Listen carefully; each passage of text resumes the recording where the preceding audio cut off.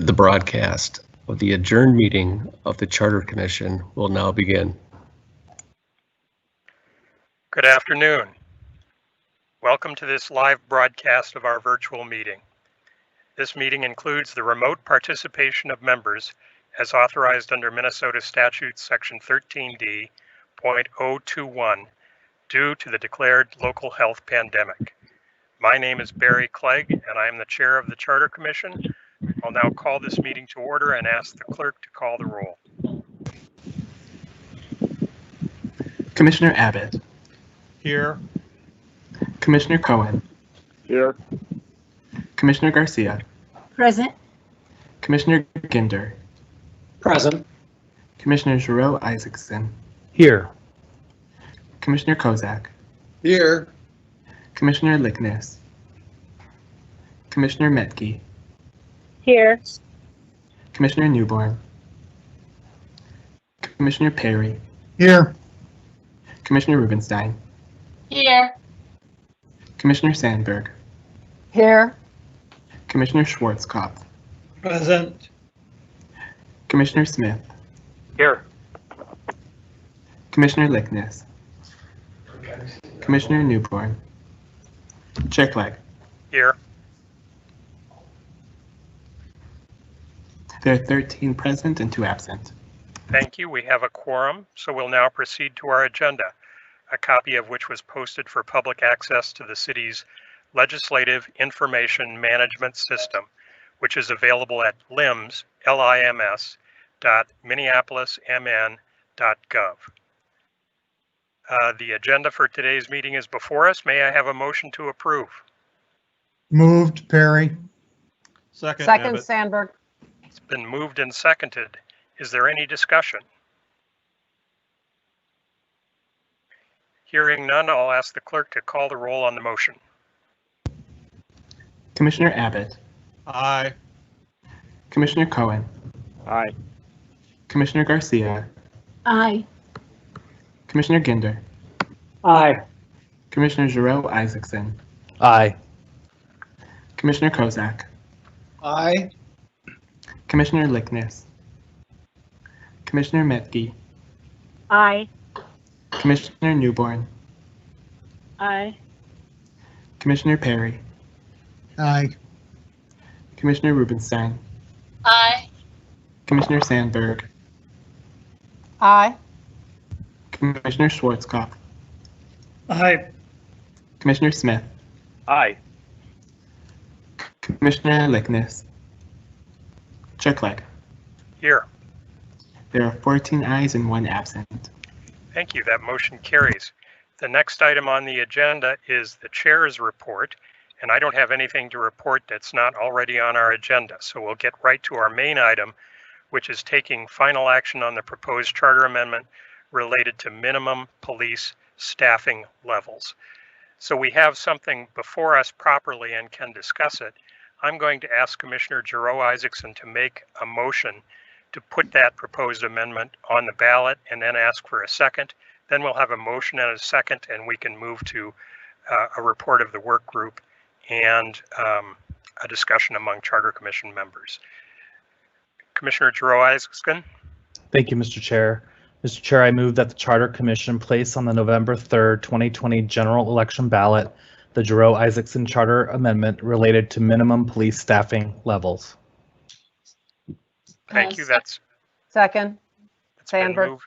It's been moved and seconded.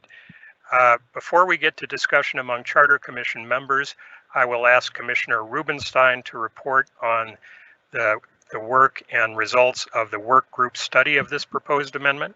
Commissioner Rubenstein.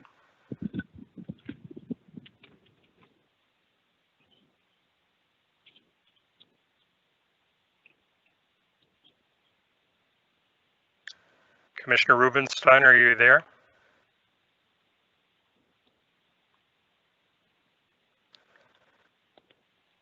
Is she muted? I can't hear her. Chair Clegg, it looks like she's still in the meeting and is attempting to access her microphone. We'll give her a little bit here. Okay, my microphone keeps muting itself, but it's unmuted now, so I'll try again. Go ahead, we can hear you now. Okay, thank you. What I was saying was that the memo, the written memo was sent to all of you, is in LIMS and is in the chat right now. The amendment, which is set out in full in the memo, section 7.3C of the charter regarding the minimum funding of the police force, has really three different items in it that we've noticed and noted. The first is that it refers to employees and not just licensed police officers. That is a mandate to the city council by virtue of the word must, and that by deleting this section, we would also be deleting the tax provision directly tied to it. We discussed yesterday, or were aware yesterday of what circumstances led up to this proposed amendment. In the aftermath of George Floyd's death, the City Council delivered to the Charter Commission a proposed amendment to the charter that had a number of components, including the deletion of section 7.3C. The the City Council amendment is not before us today, except perhaps indirectly. The City Council amendment has effectively divided the city according to the thousands of comments that we have received. The short version of the division is let us vote versus vote for what. Sadly, there's been misinformation and misplaced assumptions, including assumptions about what our role is. After the short time we had to study and review the City Council amendment, and in the process of gathering comments and reading research and reference materials, and attempting to consider potential unintended consequences, we called a special meeting of the Charter Commission on July 20th.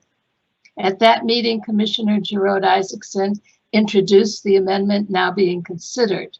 He noted that it would present a clear and simple ballot question, that the provision to be deleted did not belong in the charter in the first place and had a dubious history, and that it would open the door for the mayor and the city council to work together to reimagine our system of public safety. In that meeting on July 20th, the Charter Commission accepted this amendment for review, scheduled an additional public hearing that occurred on Monday to invite public input regarding the amendment, and further scheduled today's meeting to vote on whether to place the amendment on the November ballot. So that's the background. Casey Carl, our city clerk, prepared a timeline for this amendment, which told us that we must get it to the city council by this Friday for any chance that it will appear on the ballot in November. And granted, the city council could delay it, but we're assuming good faith by proceeding today. The commissioners weighed in yesterday on the substance of the amendment. There was universal appreciation for Commissioner Jerome Isaacson's effort in proposing a sensible and thoughtful compromise that could lead to more thoughtful reform, and for initiating a truly substantive discussion. And we had, And we had that yesterday. And of course, we look forward to having it again today. On the one hand, the opponents of placing this amendment on the ballot questioned the rush. They questioned what is that there is missing a compelling reason to change the charter, because we have a responsibility to ensure that there's an actual evidence-based and soundly structured plan for reform before any amendment should be considered. They noted that we also have a responsibility to provide additional time for public input and for pending studies that have been initiated to the city and not yet completed. Finally, it was suggested that it might make more sense to place the question on the 2021 ballot rather than the 2020 ballot, when the avowed one-year process of public engagement and development of the so-called details will have taken place. Then the voters should have better information on what they are being asked to vote for. The proponents of placing the amendment on the ballot had a different view. As they viewed it, a delay is tantamount to justice denied for people of color based on the sorry history we have in this country. Moreover, the Charter Commission, the Charter Amendment, or the Charter Provision, sorry, my camera went off. The Charter Provision that's at issue today and marked for deletion is one that never should have been in the charter in the first place. Finally, the amendment is responsive to opposing public positions in that it honors the current momentum caused by the death of George Floyd. It allows the voters to vote on a first step toward reform, and yet it also allows time for more deliberative process of reform. So those were the two views that were, two sets of views that were discussed yesterday. We also considered positive comments which we had received from the mayor and the police chief, and they are included in the memorandum. And so with after all that discussion, we came to our vote, and the motion that was brought for a vote was as follows. Motion to recommend that the work group express its sincere thanks to Commissioner Jerome Isaacson for his proposal and forward a recommendation to the full Charter Commission that the Jerome Isaacson proposal not be further considered as a possible amendment to refer to voters as a ballot question in 2020. In other words, the recommendation in the motion was not to put the amendment on the ballot for the reasons that had been expressed by the opponents. The motion passed, and so this is now the recommendation that we bring to the full commission today. Thank you. Thank you. Commissioner Jerome Isaacson, as the maker of the motion, I'll give you the option to speak first. You don't have to. You can pass and speak later if you wish to, but as the maker of the motion, you may go first if you wish. Thank you, Mr. Chair. I'll pass. Thank you. All right. Are there any questions before we begin with discussion? Either about the substance of the amendment or the process of the work group. What is the exact motion before us? Has one been, is the committee motion the motion before us? No, the motion before us is Commissioner Jerome Isaacson's motion that he made a few minutes ago, which is to put this on the ballot. That's the motion. Okay. Thank you. Okay, so we're ready for discussion. If you want to discuss, please sign up in the chat and I will call on you.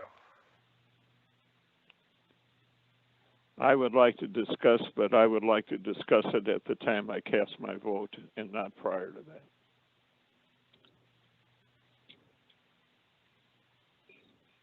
Anybody else?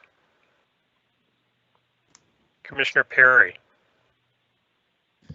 Yes, I think Commissioner Rubenstein covered, I was the maker of the motion in the work group yesterday, and I think she did a very good job of covering the points that I would have brought up and did bring up. I think what the overriding concern that I have, and it's consistent with the City Council's proposal as well, is that we have not really given enough time for the public to be engaged on this.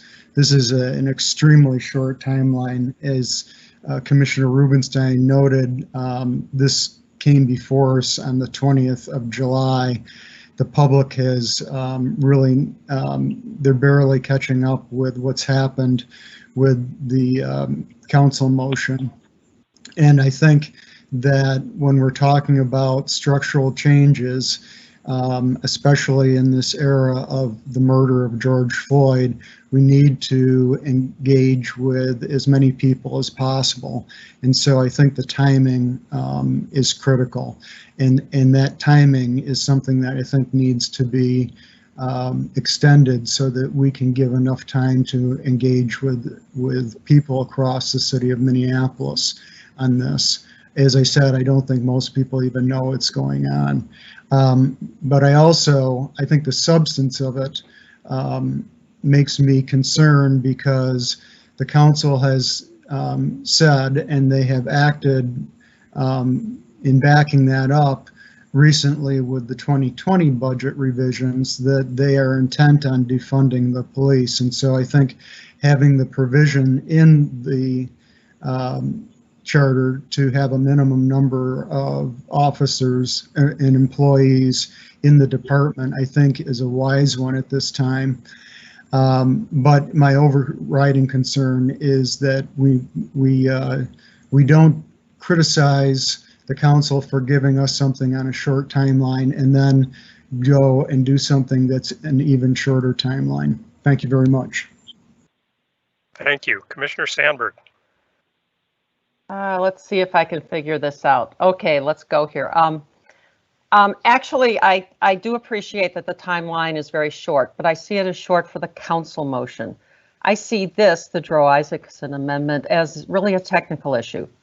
My primary reason is that this is a very unique and I think bizarre funding formula for the police department. We've all read some of the history, we understand some of that, but still, this is just weird. The charter should be internally consistent, and the use of a formula for mandated departmental funding really only appears here for the police department, and there is no justification for a required minimum.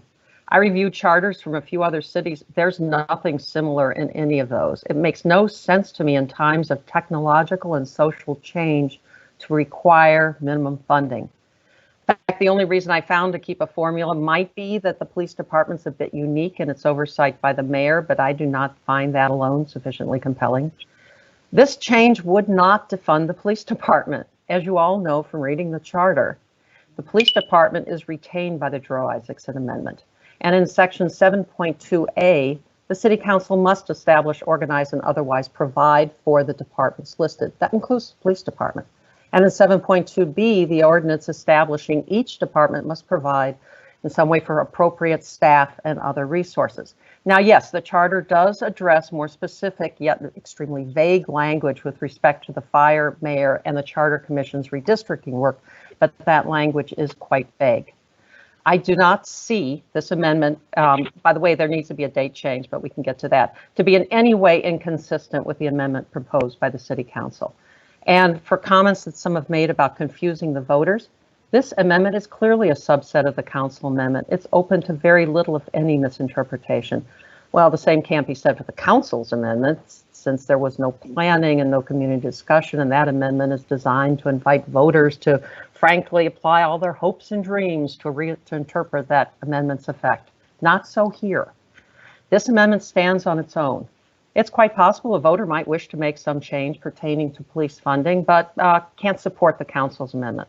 Or a voter so strongly supports the council that he or she wants to just vote no or ignore the Drowe-Isaacson option. I don't believe that additional research is needed to consider this amendment. You may not agree with the change. You may believe that there needs to be mandated minimums. In that case, obviously, you want to vote no. And frankly, I'll just add a comment. There'll be more of this next week, I'm assuming. I don't think it's appropriate for the commission to attempt to delay placing this amendment on the ballot in the name of political expediency. In the words of some of the commenters, I don't think that's our job.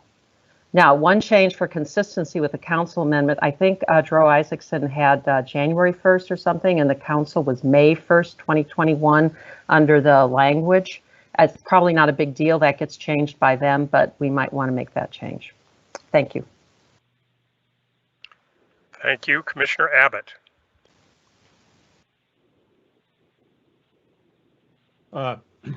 Yes, I would like to say I think Commissioner Sandberg spoke very eloquently to some of the issues here. On the question of timing, the simplicity of this amendment, I think, really cuts against the argument that we need to take a lot of time to study it. As I said yesterday in the work group, it was a mistake then, it's a mistake to include it now. The removal of this provision does not fundamentally alter the balance of power between the council and the mayor. It does not fundamentally alter some of the structural issues that perhaps still need to be discussed and altered down the road. But it does open up the discussion to the public for debate in the general election for 2020. I'd offered an alternative proposal earlier in this process, and my take on this whole debate is the question is not whether should we have structural change. The question is what kind of structural change should we have? And I think this amendment, particularly if it's paired with the council proposal on the ballot, I think would generate a healthy debate amongst the public about what should we do? Should we take the subset proposal or should we take the broader proposal? And I think that would be a healthy debate.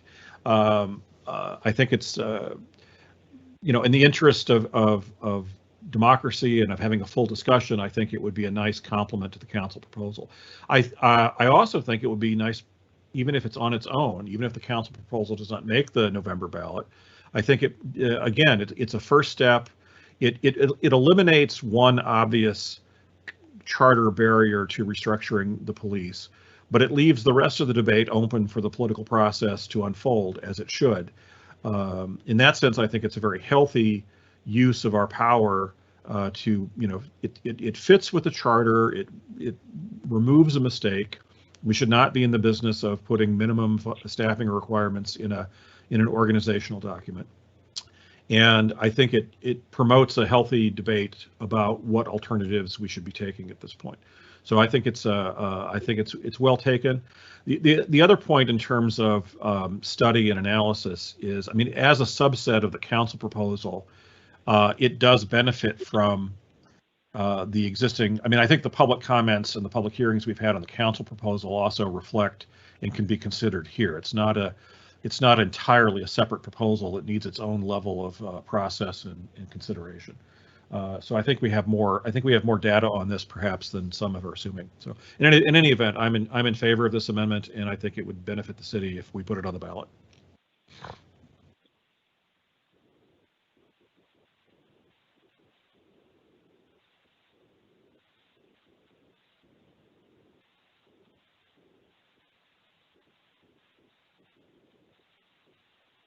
Mr. Chair, you're on mute. Sorry. Next is Commissioner Schwarzkopf. Thank you, Mr. Chair.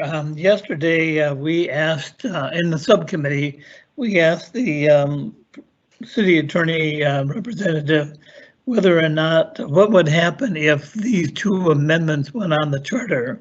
Were voted on and both of them passed at the November election. She said that by and large, she could not tell you exactly what happened, but generally speaking, a court would probably go ahead and agree with the city council's amendment, and that would be implemented, even though the other amendment that we had said that we would continue to have the police department. All we would do is no longer have a minimum funding.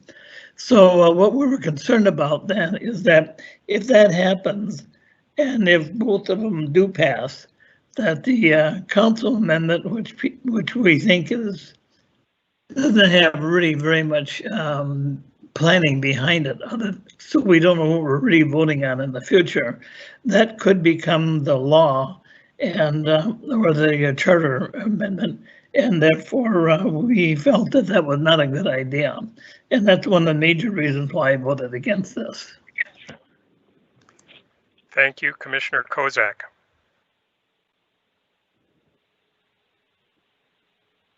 Thank you, Mr. Chairman. As I said yesterday, if we have any obligation at this time of crisis, it's to do something, anything we can that's within our purview to change the culture of the Minneapolis Police Department.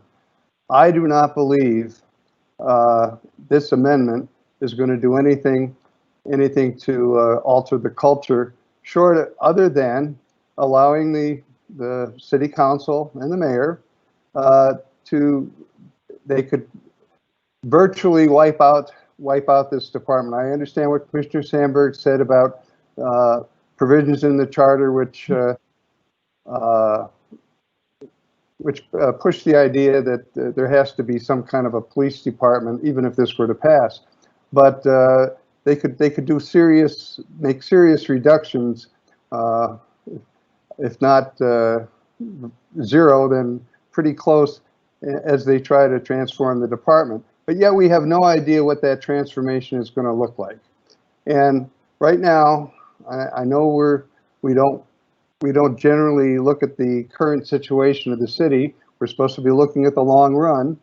But there are neighborhoods in this city, not all of them, but there are some neighborhoods in this city which are right now afflicted by, I think, what we call a pretty serious crime wave. And in the midst of all this, if the only solution we have, or the only change we're going to offer, is to reduce the size of the police force, I think that raises some questions about how relevant our action is going to be to really move forward on changing public safety in this city. I also think that I agree with, if we were looking at today what the amendment contemplates, if we were looking today to see if there should be we should be in the business of putting a minimum complement requirement in the charter, I would have serious questions, like everybody else, that should we be doing this? But the fact is, this has been on the books for 60 years. And as such, we're being asked in the space of 2 weeks to get rid of it. And I think that's too quickly. We have not had any serious discussion.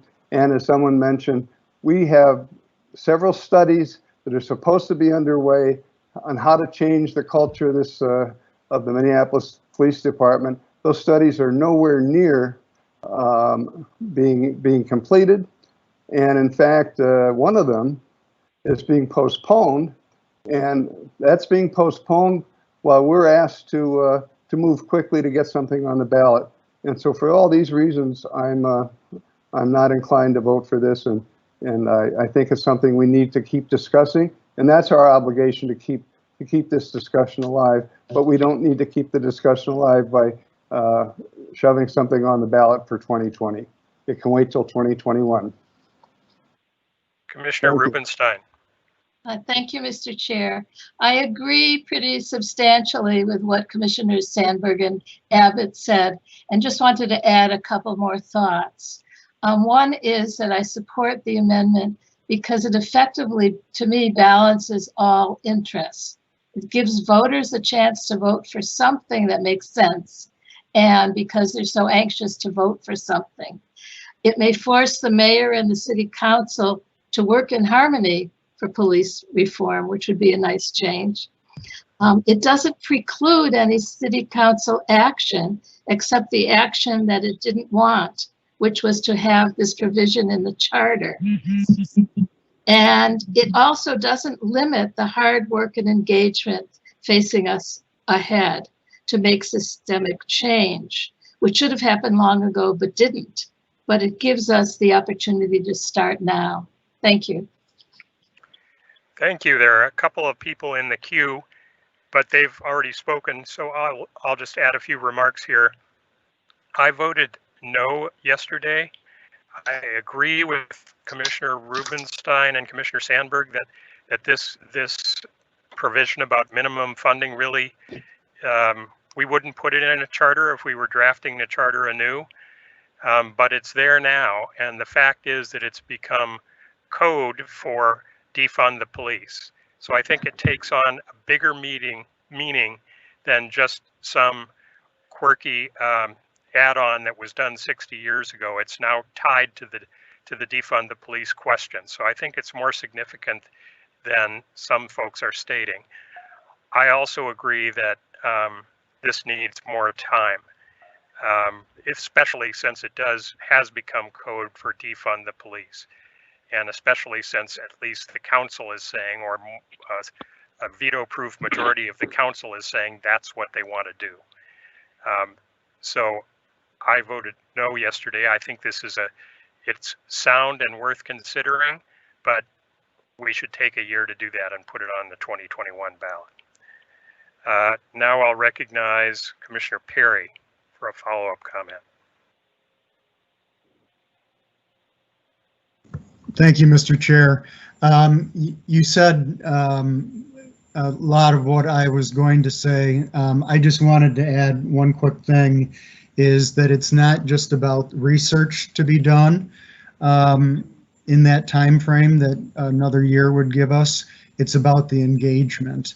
And I think one of the things that I keep in mind is something that Commissioner Ginder brought up during one of our work group sessions, is that the time to really have a discussion, a full-throated discussion about this, we've only spent 2 weeks as a commission talking about it. The voters will only have, I shouldn't say only, but early voting starts on September 18th. And so it's really not until November that the end of the discussion has. So there's a lot less time for voters to, for some voters who are taking advantage of that, to consider the amendments, or the amendment, I'm sorry. Thanks. Thank you. Next, I'll recognize Commissioner Garcia. Thank you, Chair Clegg, commissioners. I agree with Commissioner Kozak's comment about the lack of addressing the issue of the police culture in both of these amendments, actually. Organizational culture is not something that can be changed overnight. It takes years to cultivate. It'll take years to remediate. And it's still, the question is, where in the police force is this cultural barrier? Is it the police force? Is it the Federation? Is it both? And for 60 years ago, when this staffing requirement was written into the charter, it was written into the charter with pressure from the union. And I think it is unfair for political expediency on the part of the city council to assert pressure again. And taking a careful look at this amendment, and taking a careful look at exactly what the roots are of the systemic cultural inadequacy and how to address it takes time on behalf of all of the predominantly Black, but other people of color, residents of the city of Minneapolis. They deserve the respect and the consideration to really get to the root of this issue. Thank you. Thank you. Next is Commissioner Metchi. Commissioner Abbott, I know you're in the queue, but I want to recognize those who are speaking for the first time first, and then we'll come back to you. So, Commissioner Metchi. Hello. So I said this at the work group yesterday, and I'm just going to rephrase it again. The calls that I am receiving and the emails I'm receiving are from Ward 4, Ward 5, Ward 6, and Ward 9, wards that are undergoing and ducking gunfire. There is an unprecedented amount of crime in the city that has occurred in the last couple of months. 260 shots, wounded people, 37 homicides, and aggravated assaults in the 3rd and 5th precinct are up. There is no Ward 6 representative. There is no council person. I counted one person that testified for Ward 6 in 3 public hearings. One person. There are 37,192 people in the 6th ward. 38% are Black, 4.5% are Asian, 9% are Latino. These are folks that are extremely active in the community, are extremely concerned about what's going to happen. And as Mayor Belton spoke so well about, you know, we need to do the work and have a plan and know what's next and have a timeline and figure out how this transition is done.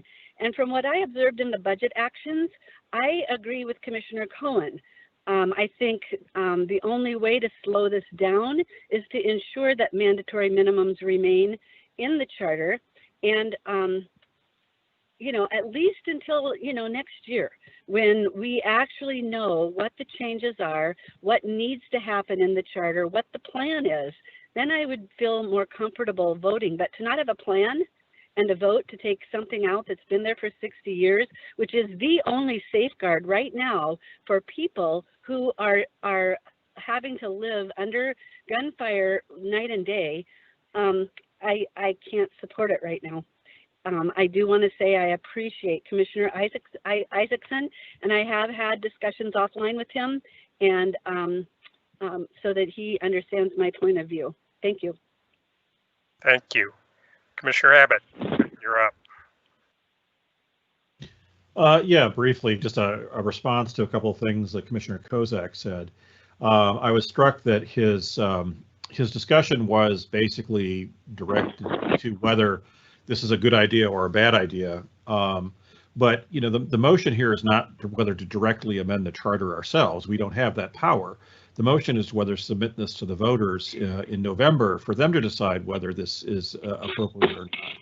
And you know, and if the voters do in fact choose to remove this provision from the charter, I think that kind of addresses the legitimacy question. I mean, and I think the virtue of the Giroux-Isaacson amendment, in quite the opposite of the council proposal, is that it's narrow enough. I mean, it really comes down to a simple debate: is, you know, should we give the power to the council to defund the police or not? Even that's probably a bit of a simplification, but that's a healthy debate to have. And I think that it is. I think the city would benefit by knowing, you know, by taking the temperature of the public in a referendum to see, you know, what their, what their opinion is on this. And I think the referendum is going to produce a more reliable sense of what the public opinion is than even, for example, a council vote would. I mean, direct democracy in some respects, at least in this respect, I think would be preferable to representative democracy. And I think that some of the parade of horribles arguments that are being made here in terms of, you know, this would permit defunding the police and things of that nature, you know, it's in the nature of democracy that political leaders could make mistakes. I mean, obviously, as we evaluate charter proposals, you know, we are looking at the possibility of unintended consequences. But I think we're kind of, you know, treading perilously into an area where, you know, some people seem to think our job is to put up guardrails for political mistakes made by the council or the mayor. And I don't think that's our role here. I think our role is kind of a bigger, broader question of you know, what should be in the charter, generally what should our organizational principles be. And I think everyone here, and I don't hear anybody who's opposed to this motion saying that this provision should be in the charter as a matter of principle or as a matter of, you know, for all time, you know, and like I say, I think, and so anyway, I'm about to repeat myself, so I'll stop. But I just think that I think we're overthinking the implications here, and I don't think, like I say, I don't think. I mean, I think we should let the council do its job in a lot of respects. That doesn't mean that we have to tune our own opinions out, but I do think we have to have a respect for the political process. Thank you. Thank you. Commissioner Giroux-Isaacson. Thank you, Mr. Chair, and I just wanted to start out by thanking all of the commissioners for all your comments and questions that we've had during this process. For all of the points that are being brought up on why we shouldn't get this to the November ballot, which have been, you know, that it's been here for 60 years, you know, we've only had a few weeks to debate it, that there's a lot of crime happening in the city, that this is a defund the police statement, that it's taken over to defund the police statement, that if the council passes their amendment, if that passes and ours passes, then the council's amendment would take place. That's the opinion of the attorney. All of those are fair, and all of those are reasons why you would vote no in November at the ballot. And it might be where both of these amendments, if they do end up on the ballot in November, fail. Every single one of us, every single citizen in the city of Minneapolis will get a chance to say, we didn't have enough time, it's too fast, it's that amendment has been there for 60 years. They all have the chance to say that. They also have the chance to say, we should let the mayor, the city council, and the chief, through the FTE process and the budget, debate what policing should look like, and I'm okay with that process. And they could say, I'm okay with allowing the city council to say we want to have less law enforcement and different types of responders because I can hold them accountable to what they do. So all of those reasons are good for yes or no. This amendment that gets it to the ballot in November will give the citizens of Minneapolis the opportunity to speak and to decide. And I'll put my trust in the voters of Minneapolis, and I'll say I believe that the citizens of Minneapolis have earned the right to have a say.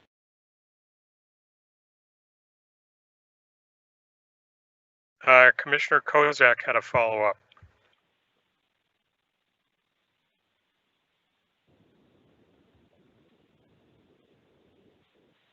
Mr. Chairman, I can let me defer to the next person just for a bit. Commissioner Schwarzkopf. Mr. Chair, the reason I wanted to talk one more time is that I too think that the voter can make a decision and they should make a decision. The purpose, though, of the Charter Commission is to provide the structure in the city of Minneapolis to go ahead and run a good city. And in this particular case, it is what is the best way to provide public safety? So the question then is, do we have the material and the information we need to either amend or keep the charter as it is, as it relates to what is the best way to provide public safety to the people in Minneapolis? And once we know what that is, then we need to submit that to the voter, and the voter decides whether they like it or don't. My gut feeling is that we need to really work with consultants.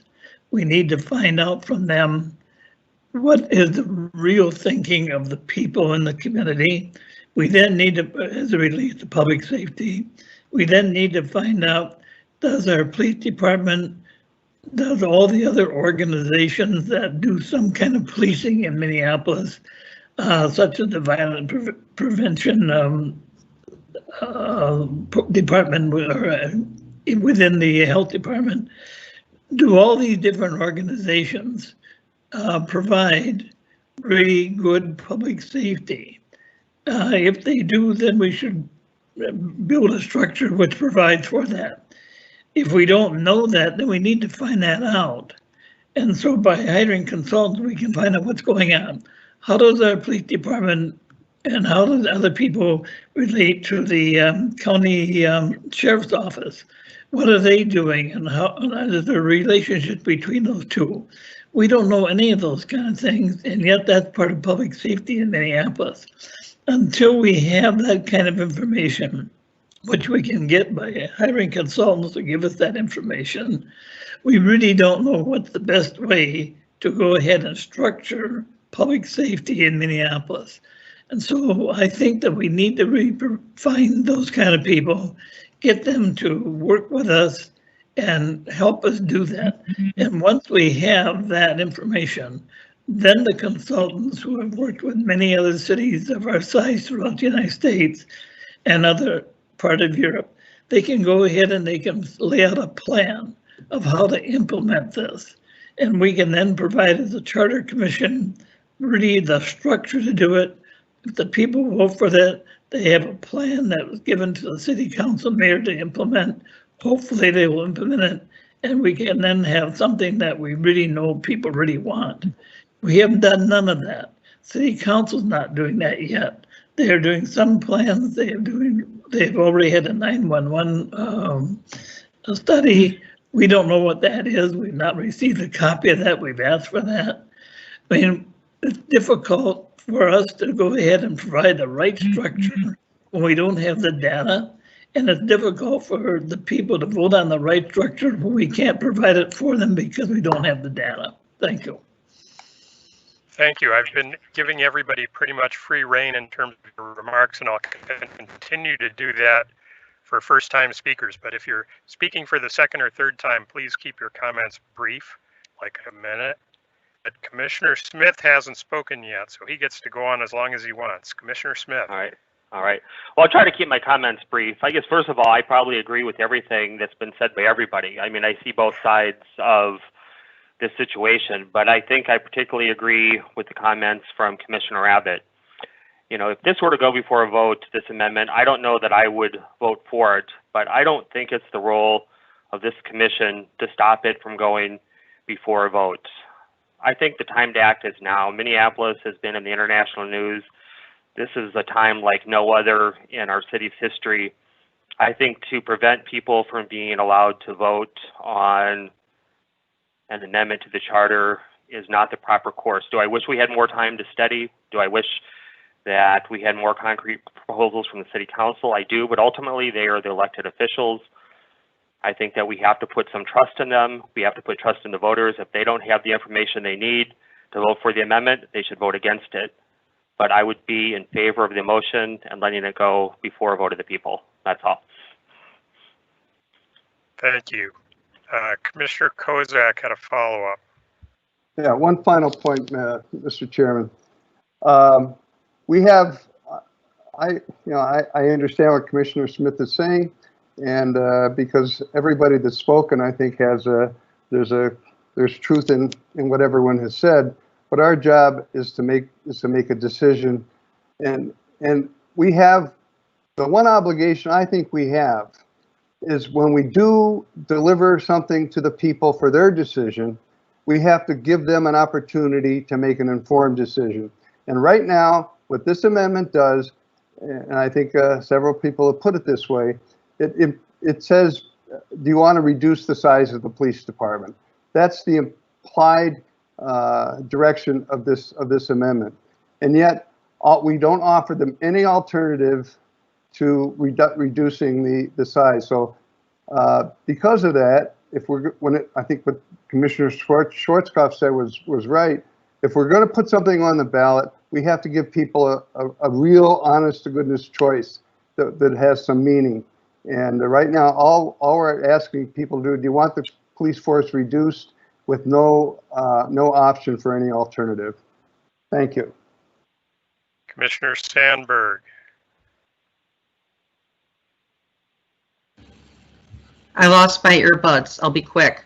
At some point, we need to have a discussion about what our job is, because some of the things I've heard in the last hour or so about what our job is with respect to this or any ballot initiative, I do not agree with. And I think we need to going to have to come to some kind of consensus on that. Perhaps that will be the purpose of a very long meeting next week. I don't know. Thank you. Commissioner Cohen, there is nobody else in the queue right now. Would you like to speak? Yes. Go ahead. I believe that if one of these measures were to pass the voters of Minneapolis, the result would be a giant self-inflicted wound. Crime would soar. Property values on our homes would fall as residents, both black and white, would flee the city. Businesses would close and leave. Jobs would be lost. Rows upon rows of vacant houses. Higher taxes on what was left. All to punish the many, the decent cops, for the horrific actions of the few in taking the life of George Floyd. while the massive thrust of this whole punishment would fall on ourselves. I've been there. 50 years ago, we had this.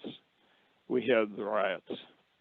And the result was loss of population, vacant houses, rows and rows, 8th Ward, 9th Ward, years before the city recovered. I don't care to repeat the experience, and I don't care to inflict the repetition of the experience on my fellow residents. I cannot vote to move forward with these proposals. Thank you, Commissioner Newborn.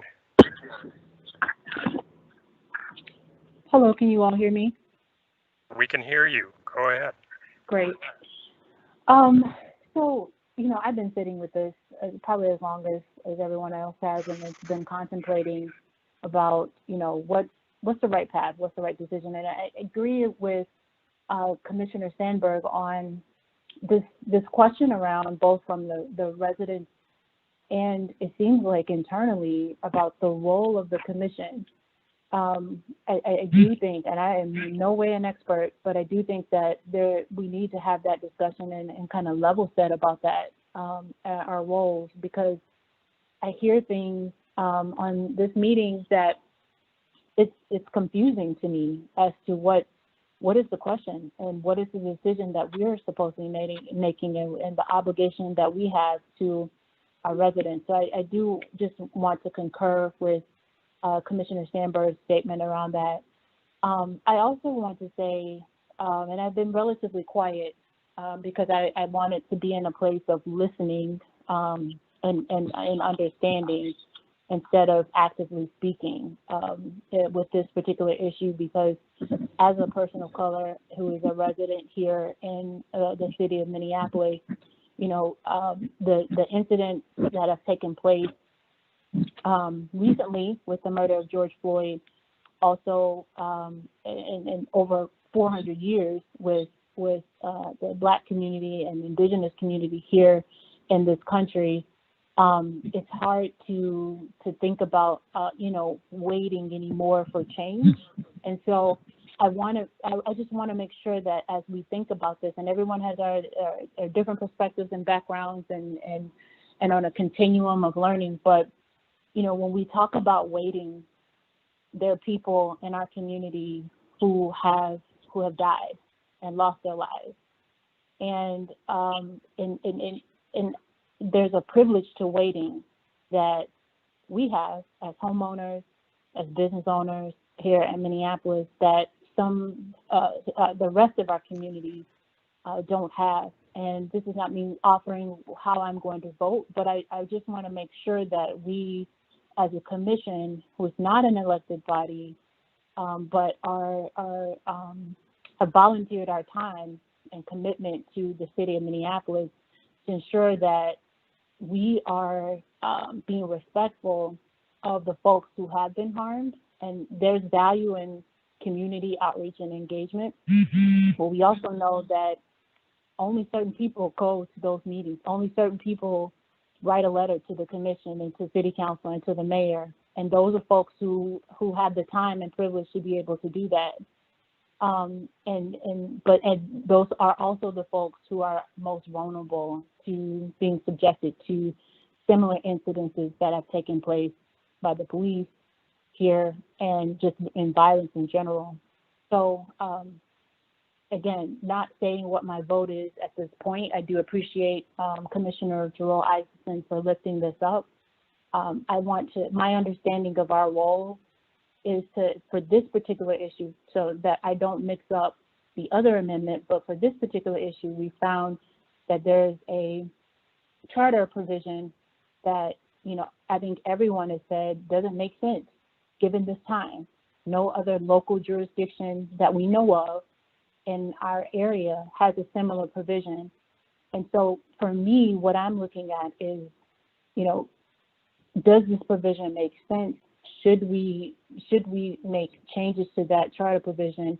And also, have we heard from our community and the public about their position on this? And and please correct me if I'm wrong, is that if that's not the focus of this particular discussion, but that's how I'm looking at this particular issue. Thank you. I don't see anyone else in the queue. Does anyone else wish to speak? If not, we will proceed to a vote. And the motion again was to put the Giroux-Isaacson amendment on the ballot. So a yes vote is a vote to put that on the ballot. A no vote is a vote not to put it on the ballot. It requires a majority to pass. So a tie would be a failed vote. Will the clerk please call the roll?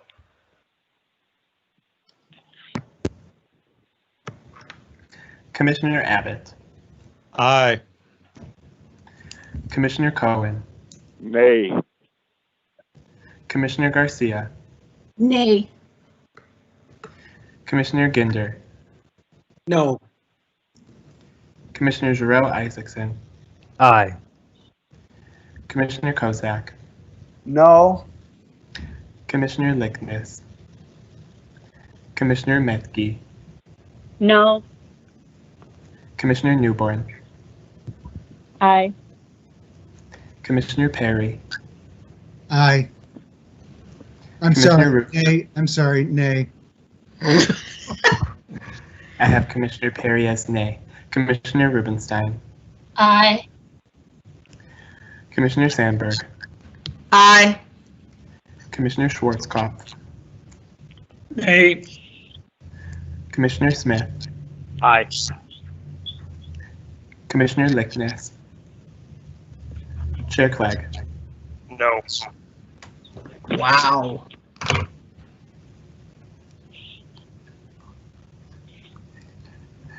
There are 6 ayes, 8 nays, and 1 absent. The motion fails.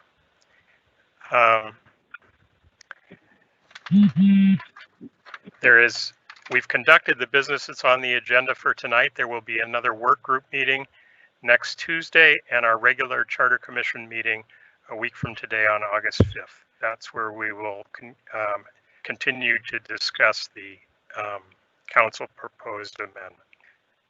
There being no further business to come before us tonight, without objection, we stand adjourned. Thank you. Thank you, Mr. Chair. Thank you. See you all later.